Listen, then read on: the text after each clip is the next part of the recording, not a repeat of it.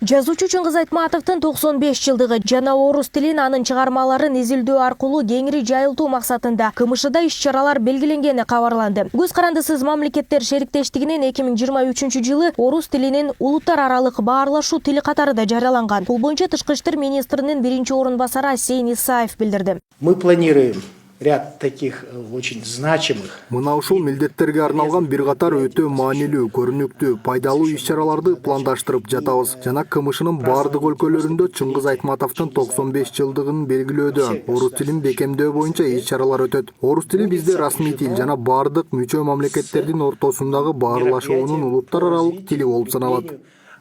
Русского языка. Ну, для нас что такое русский язык?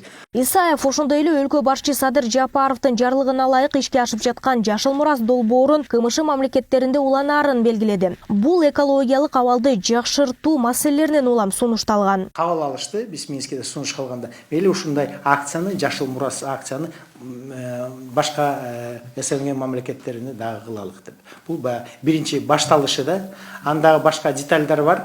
Bir-iki мероприятия бар, бирок азыр айтпай турайын, эмне үчүн ал советте бекилиш керек да.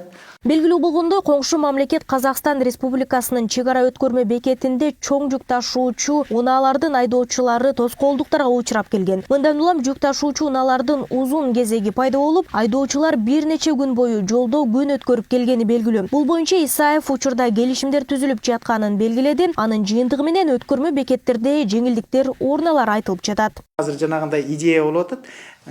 Чоң машинелерге, груз ташыган машинелерге жана тир деген пломбаны берип, биз жоопкерчиликти алабыз. Эч кандай бул жерде неме жок. Анан тияктан кабыл алып аткан ошо грузду тозуп аткан киши дагы ошондой далил берет да, ошондо чек арадан так өтүп кетет. Азыр ошо маселе чечилсе, анда ошо көбү өтө азайып калат. Министр мындан сырткары шериктештиктин өнүгүүсү, анын аймактык уюм катары артыкчылыктары жана эркин соода аймагы жөнүндө макулдашуунун жоболорунун жеңилдиктери, визасыз режим, окуу жайларга кабыл алуунун жеткиликтүүлүгү тууралуу маалымдады. Ошондой эле КМШнын жогорку жана тармактык органдарынын быйылкы жылы Кыргыз Республикасында өтө турган иш-чаралары. Тактап айтканда, Бишкек шаарында 12 октябрында Тышкы иштер министрлер кеңешинин, 13 октябрында мамлекет башчылар кеңешинин жана 27 октябрында өкмөт башчылар кеңешинин отурумдарында кыргыз тараптын төрагалыгынын жыйынтыгы чыгарыла турганын билдирди.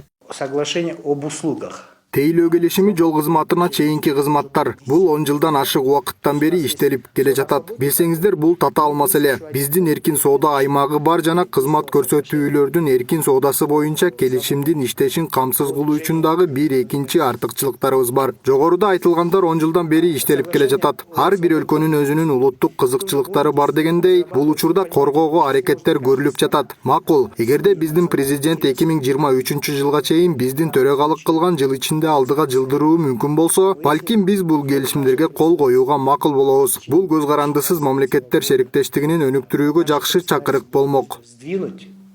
Более того, может быть, если бы мы договорились подписать это соглашение. Белгилесе, Кыргыз Республикасы 2023 жылы көз карандысыз мамлекеттер шериктештигине төрагалык кылат. Анын алкагында 80ден ашуун иш-чара белгиленген. Анын 10дон ашууну Кыргызстандын аймагында өтөөрү айтылды. Маалымат үчүн айтсак, КМШ өлкөлөрүнө жалпы 9 мамлекет кирет. Нурзада Сыдыкова, Калыс Бактыбеков, регион, Бишкек.